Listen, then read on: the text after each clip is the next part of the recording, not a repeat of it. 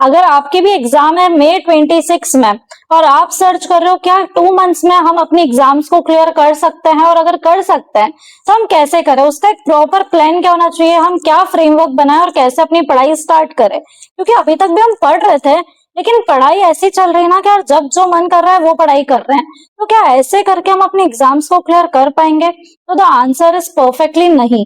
अगर आपके पास टाइम भी, आप एफर्ट्स भी लगाओगे, लेकिन अगर वो डायरेक्शन लेस है, अगर आपके पास एक कोई प्रॉपर प्लान नहीं है, बस आप पढ़ रहे हो और जैसे मन में आ रहा है वैसे पढ़ रहे हो, तो कोई मतलब का ही नहीं है। तो मैं इस वीडियो में सीए इंटर और सीए फाइनल दोनों ही स्टूडेंट्स के लिए, भले ही आप सिंगल ग्रुप अपेयर कर रहे हो या फिर बोथ ग्रुप्स, तो सभी वे में मैं आपको एक स्ट्रेटेजी देने वाली हूँ, परफेक्ट स्ट्रेटेजी, कि ये आगे के 2 महीने आपके कैसे दिखने चाहिए। और सबसे पहला क्वेश्चन जो हमारे दिमाग में आ रहा है कि क्या हम अपनी एग्जाम्स एक्चुअल में क्लियर कर पाएंगे, रियल, हमको एकदम रियलिटी जाननी है। सो वो रियलिटी ये है कि yes, the answer is definitely yes. अब मैं इतनी बड़ी बात क्यों बोल रही हूँ, क्योंकि मैंने सीए इंटर और सीए फाइनल दोनों ही अप्रोक्स इस टाइम में क्लियर करा है। क्यों?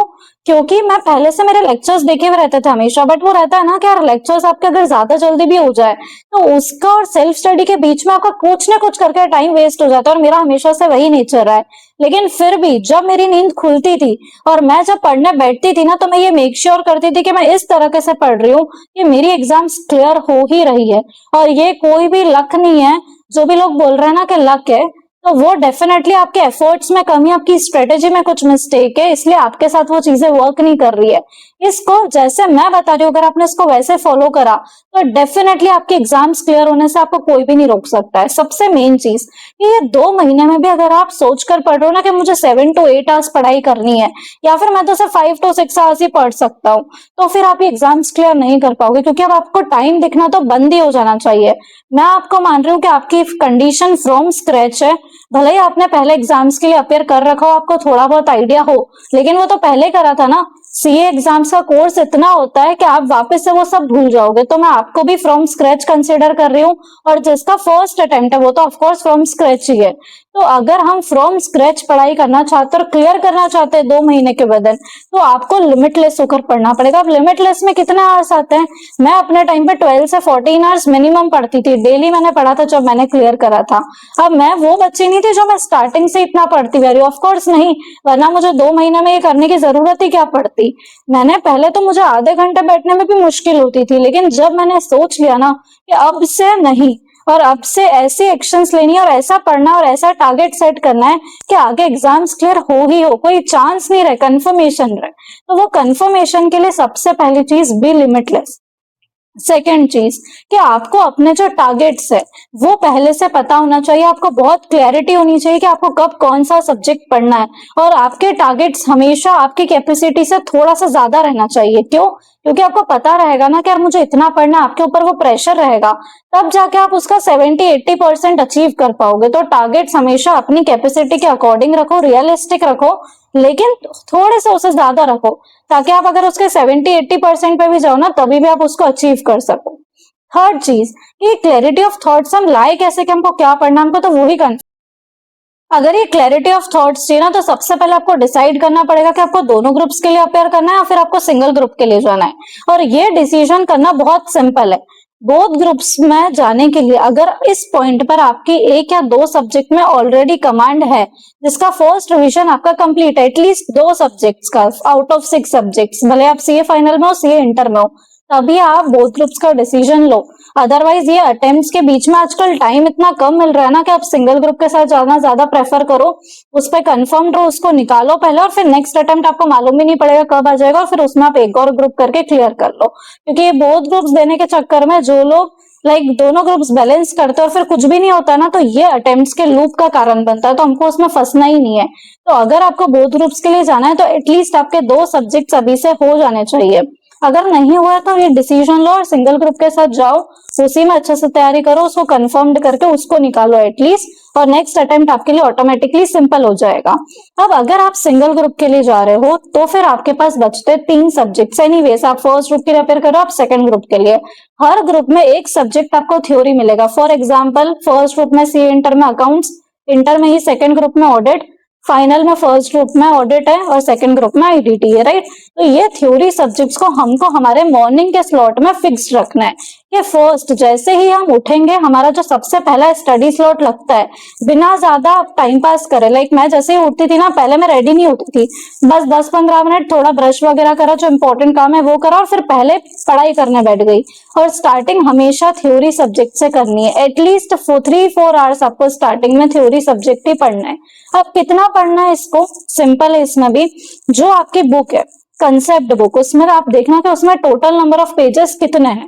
सपोज अगर 200 पेजेस है, एग्जाम्पल फॉर एग्जाम्पल, तो 200 में से हमारा टारगेट होना चाहिए कि हमको इस एग्जाम के लिए सिर्फ ये 150 या 160 पेजेस है, इस पर ही अच्छे से कमांड बनानी है। अब ये 150-160 पेजेस आप कैसे डिसाइड करोगे, ये टॉपिक्स आपको देखने हैं एबीसी एनालिसिस में। तो आप एबीसी एनालिसिस फॉलो करना किसी भी ट्रस्टेड फैकल्टी या मेंटोर का, जिसके पास बहुत एक्सपीरियंस है इस चीज का और जिसने बहुत अच्छे से वो प्लान बनाया हो। आप चाहो आप मेरा फॉलो कर सकते हो डेफिनेटली, क्योंकि वो बहुत स्ट्रेटेजिकली बनाया गया है और मार्क्स स्कोरिंग है। और उस एबीसी एनालिसिस में आप ध्यान रखना कि जो सारे बड़े चैप्टर्स है वो एक कैटेगरी में नहीं होने चाहिए, आपको ऐसे चैप्टर्स सिलेक्ट करने जिसका वेटेज ज्यादा हो और वो क्वांटिटी में कम हो। ऐसे करके आपने 150 पेजेस सपोज अपने लिए सिलेक्ट कर लिए कि ये मेरा कोर एरिया है, अगर मैंने इतना भी अच्छे से कर लिया तो मैं क्लियर कर लूंगा। अब 150 पेजेस को आपको 30 डेज में डिवाइड करना है। क्यों 30 डेज में, क्योंकि हमारा फर्स्ट रिवीजन 2 महीने में से 1 महीने में हम अपना फर्स्ट रिवीजन कंप्लीट करेंगे, राइट। तो इसके हिसाब से 5 पेजेस आपके आ रहे हैं पर डे के। तो हमारा सिंपल सा टारगेट है हमको 5 पेजेस करने हैं पर डे। तो आपको जो भी थ्योरी सब्जेक्ट करना है वो आपको टॉपिक वाइज नहीं करना है, वो आपको पेजेस वाइज करना है। टू बी वेरी सिंपल, जितना टारगेट सिंपल होगा ना उतना आपके लिए अच्छा रहेगा उसको फॉलो करना। तो ये हमारा हो गया, अब 4 घंटे हमको देने और 5 पेजेस हमको लर्न करना है और शुरुआत से आपको लर्न ही करना है। जो लोग सिर्फ अंडरस्टैंडिंग लेते हैं ना, उनका कुछ काम ही नहीं है। लाइक ऐसा है कि आपका फर्स्ट रिवीजन अगर सिर्फ अंडरस्टैंडिंग लेने में जा रहा है तो सेकंड रिवीजन में आपको बहुत दिक्कत आएगी। तो आप पहली बार ही पढ़ रहे हो और आप उसको लर्न करते हुए ही चलो इस तरीके से कि आपको बाद में कभी टाइम नहीं मिलेगा, राइट। अब ये मॉर्निंग स्लॉट में आपने थ्योरी सब्जेक्ट पढ़ा, आपने वो पेजेस अपने टारगेट कंप्लीट करा। इसके बाद नेक्स्ट सब्जेक्ट आपको प्रैक्टिकल उठाना है। सपोज आप सीए इंटर में, आप अकाउंट से स्टार्ट करो सबसे पहले, और अगर आप सीए फाइनल में हो तो फिर आप एफआर से स्टार्ट करो, क्योंकि बहुत बड़ा सब्जेक्ट अगर आपको इसमें बाद में रखा आपने इसको तो फिर आपको ये खत्म ही नहीं होगा। तो सबसे पहले इसको लेकर चलो, इसको कवर करो। अब इसमें भी आप क्यूमुलेटिव टेस्ट दे सकते हो, जैसे कि मेरी जो टेस्ट सीरीज है, बहुत सारी टेस्ट सीरीज ऐसी अवेलेबल है जो 30%, 70% सिलेबस और 100% पे रहती है। तो इसमें क्या होता है, जो कोर 30% एरिया रहता है वो सबसे पहले कवर हो गया और आपने टेस्ट दे दिया इमीडिएटली। क्योंकि टेस्ट अगर आप अभी नहीं दे रहे हो तो फिर आपका ये प्रोक्रेस्टिनेट होता रहेगा और मोस्ट प्रोबेबली आप लास्ट तक टेस्ट दे ही नहीं पाओगे। तो आपने 30% कोर्स करा, आपने उसका टेस्ट दिया। इसके बाद में आपने फिर नेक्स्ट जो 70% सिलेबस का कोर्स है वो करा, और इस 70% को करने में जो स्टार्टिंग में 30% सिलेबस आपने करा ना वो भी इंक्लूडेड रहेगा। तो वो कोर एरिया का आपका रिवीजन 2 बार हो गया आइडियली। ये आपने करा। अब इसको आपको टारगेट सेट करना है कि नेक्स्ट 15 डेज में, लाइक जो आपके 1 मार्च से सपोज जो 15 मार्च तक का टाइम है, इसमें आपको अकाउंट्स कंप्लीट करना है इस 15 या 20 डेज के स्पेन ऑफ टाइम में। और इसमें आपको ये 30%, 70% वाला पैटर्न फॉलो करना है।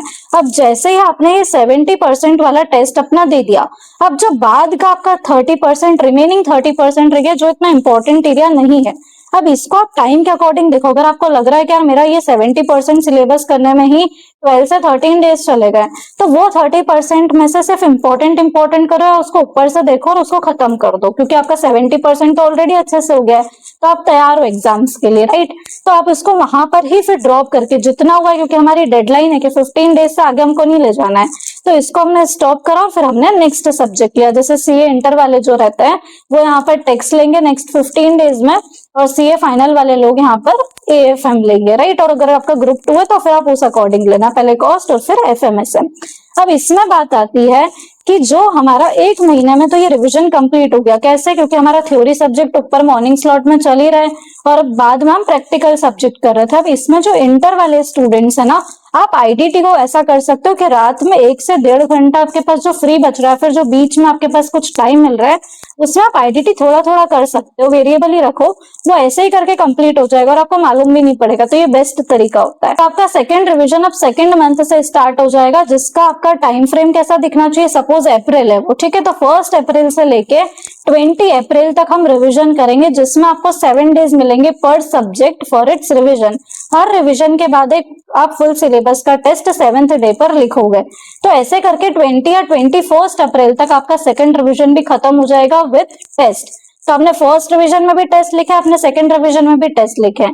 अब ये सेकंड रिवीजन जैसे ही आपका 21 अप्रैल को खत्म होगा, आपके पास आइडियली 6 डेज आपको और निकालने हैं, और आपका जो सेकंड और थर्ड सब्जेक्ट था, इंटर वालों के लिए जैसे लॉ और टैक्स, फाइनल वालों के लिए एएफएम और ऑडिट, इसमें आपको 3-3 दिन का रिवीजन करना है। सो 22, 23, 24 ये 3 दिन आप एक सब्जेक्ट पढ़ोगे, 25, 26, 27 ये 3 दिन आप एक और दूसरा सब्जेक्ट पढ़ोगे। क्यों? क्योंकि इन दोनों सब्जेक्ट के लिए बाद में आपको 1.5 डे ही मिलना है, राइट। और जो फर्स्ट सब्जेक्ट है उसके लिए तो हम 4-5 दिन निकाल सकते हैं, तो इसको पहले 2 से 3 दिन में करना बहुत जरूरी है, तब जाके ये 1.5 डे में होगा लास्ट में। तो इस हिसाब से अगर आपने प्लानिंग करी तो 26 या 27 तक आपका रिवीजन खत्म हो जाएगा, और फिर आप एफआई या अकाउंट्स पिक कर लेना बाद में। तो ये दिख रही है आपकी ओवरऑल प्लानिंग फॉर 2 मंथ्स। अब इस हिसाब से आप अपना प्लान करो रिविजन। आपको अगर कुछ हेल्प चाहिए, आपको पर्सनलाइज्ड प्लान चाहिए, तो आप मुझसे कनेक्ट कर सकते हो। मैं इस जर्नी में आपकी पूरी हेल्प कर दूंगी। अगर आपको टेस्ट लेना है तो वो भी आप टेस्ट मुझसे ले सकते हो डेफिनेटली। सो आज की वीडियो अगर आपको पसंद आई हो तो वीडियो को लाइक करना ना भूले, चैनल को सब्सक्राइब करना ना भूले। So thank you so much for watching.